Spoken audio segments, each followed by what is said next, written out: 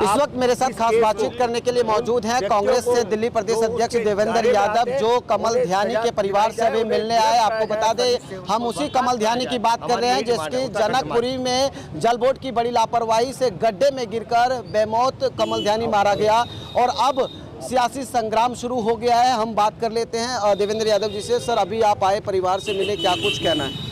देखिए, मेरा स्पष्ट मानना है, परिवार जो है अभी भी स्तब्ध है, शौक में है, लेकिन उनकी चिंता ये है कि जो इस मौत के जिम्मेदार हैं उनको सज़ा उचित नहीं मिल पा रही है, वो लोगों को चिन्हित नहीं किया गया है। आज एक लेबर को गिरफ्तार करके कोर्ट में प्रस्तुत करना काफ़ी नहीं है। लोगों की और परिवार की और हम सब का ये मानना है, अगर इस तरीके की इंसिडेंट्स के ऊपर लगाम लगानी है तो कहीं ना कहीं जो सीनियर ऑफिसर्स जिसके जिम्मेदार हैं, जो चाहे जल बोर्ड का पदाधिकारी है या पीडब्ल्यूडी का पदाधिकारी है या अन्य एमसीडी का है, उनके खिलाफ कार्रवाई की जानी चाहिए, उनको गिरफ्तार किया जाना चाहिए, उनको सख्त से सख्त उनके खिलाफ कार्रवाई की जानी चाहिए। और इस मांग के साथ पूरी तरीके से कांग्रेस उनके साथ खड़ी है। इस पूरे मामले पे जो दिहाड़ी मजदूरी करता था योगेश, उसको हिरासत में ले लिया गया है। सब कॉन्ट्रैक्टर था राजेश प्रजापति, उसको ले लिया गया, लेकिन अभी भी ये साफ नहीं हो पाया कि मुख्य आरोपी कौन था। मैं फिर कह रहा हूँ कि ये मामला ऐसे शांत नहीं होने वाला है। परिवार का और हमारा ये मानना है, ऐसी इंसिडेंट्स जो लगातार दिल्ली में बढ़ रही हैं और एनसीआर में बढ़ रही हैं, इससे कोई भी सीख ये सरकार ले नहीं रही है।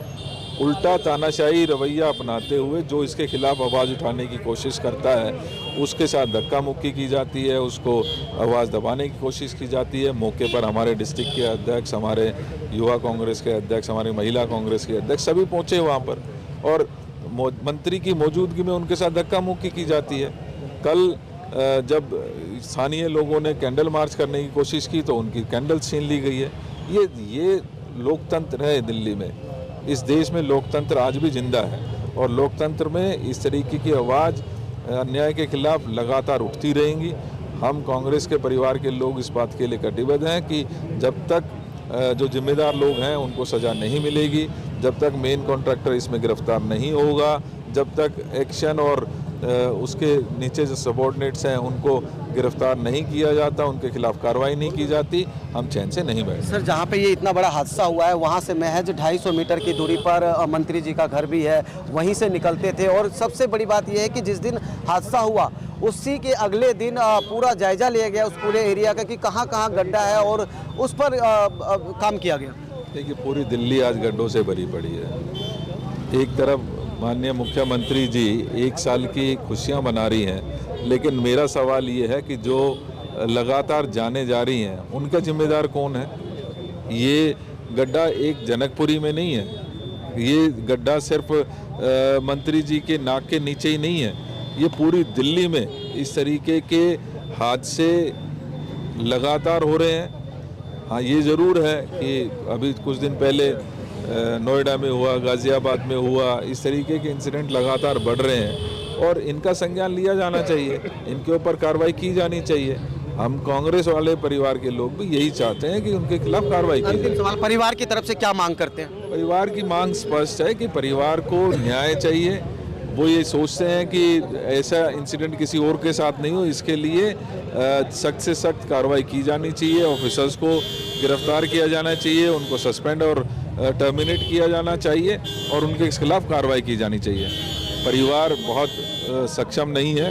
मैं अपनी तरफ से ये भी चाहूँगा कि जब तक ये न्याय की इस लड़ाई में उनको कंपनसेशन भी दिया जाना चाहिए। तो देखिए, ये थे मेरे साथ दिल्ली कांग्रेस प्रदेश अध्यक्ष देवेंद्र यादव, जिन्होंने साफ तौर पर पंजाब केसरी से एक्सक्लूसिव बातचीत करी है। आपको बता दें कि इस वक्त हम कमल ध्यानी के घर पर मौजूद है। यहाँ पर अब सियासी संग्राम शुरू हो गया क्योंकि बीते दिन ही भाजपा के जो मंत्री हैं, कैबिनेट मंत्री हैं आशीष सूद, वो मिलकर गए थे परिवार से और आज यहाँ पर कांग्रेस प्रदेश अध्यक्ष मिलने आए हैं।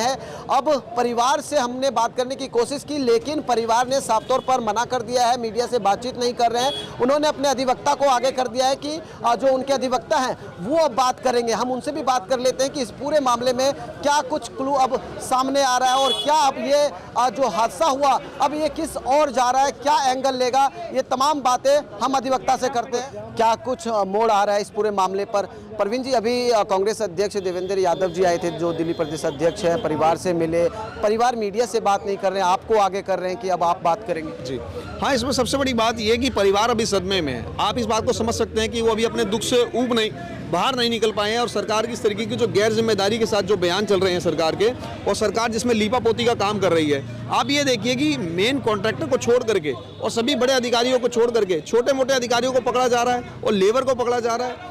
आप ये चीज़ देखिए कि लेबर से कैसे चीज़ें हल होंगी, लेबर से कैसे चीज़ें हल होंगी। सरकार को कहीं ना कहीं इसमें ये चीज़ देखनी चाहिए कि जिम्मेदारी से सारी चीज़ें हों। और कोर्ट में हम लोग फटाफट एक एप्लीकेशन हमने पेंडिंग करी हुई है, जिसके अंदर हम लोग सीसीटीवी फुटेज मांग रहे हैं, और साथ साथ ये भी देखना चाह रहे हैं कि जो पोस्टमार्टम रिपोर्ट अभी तक नहीं मिल पाई है, वो पोस्टमार्टम रिपोर्ट जल्द से जल्द मिले और बच्चे के साथ न्याय हो सके। अब क्या लग रहा है, इस पर सियासी संग्राम शुरू हो गया है, राजनीतिक हो रही है? जी हाँ, इसमें सियासी संग्राम शुरू हो गया, लेकिन सियासी संग्राम से परिवार को न्याय नहीं मिलेगा। सबसे बड़ी बात तो ये कि सरकार को ये चीज़ समझनी पड़ेगी, ये एक अकेला बच्चा नहीं है। 1 महीने के अंदर ये दूसरा कारनामा सरकार की तरफ से किया गया, सरकार की लापरवाही की वजह से। जैसे कि नोएडा के बच्चे ने अपनी जान गंवाई थी, ऐसे ही ये बच्चा हमारा है। तो मेरा मानना ऐसा है कि सरकार को ये चीज़ समझनी पड़ेगी, जिम्मेदारी तय करनी पड़ेगी और न्याय पीड़ित परिवार के साथ जल्द से जल्द करना पड़ेगा। तो देखिए, ये थे परिवार के अधिवक्ता, सामने दिखाइए। देखिए, यही है वो फ्लैट जिसमें कमल ध्यानी रहता था। आपको बता दें कि अपने परिवार के साथ कमल ध्यानी रहता है, और आपको बता दें कि इसी फ्लैट में रहता था कमल ध्यानी। उसको भी नहीं पता था कि क्या वो घर से तो निकला है और दोबारा घर लौटेगा या नहीं, क्योंकि घर पर बता के गया था कि वो ऑफिस जा रहा है, और ऑफिस से वो लौटते समय जब अपने घर की तरफ आ रहा था, उसी दौरान ये बीच में हादसा हुआ जनकपुरी के जोगिंदर सिंह मार्ग पर, जहां जल बोर्ड की बड़ी लापरवाही से एक बड़ा गड्ढा था, जिसमें बाइक सवार कमल ध्यानी गिरता है और उसकी मौत हो जाती है। अब सवाल ये है कि क्या सियासत तक ही सीमित रह जाएगा या फिर कमल ध्यानी को इंसाफ भी मिलेगा। वीडियो जर्नलिस्ट मनीष के साथ उदय हिंदुस्तानी, पंजाब केसरी.com, दिल्ली।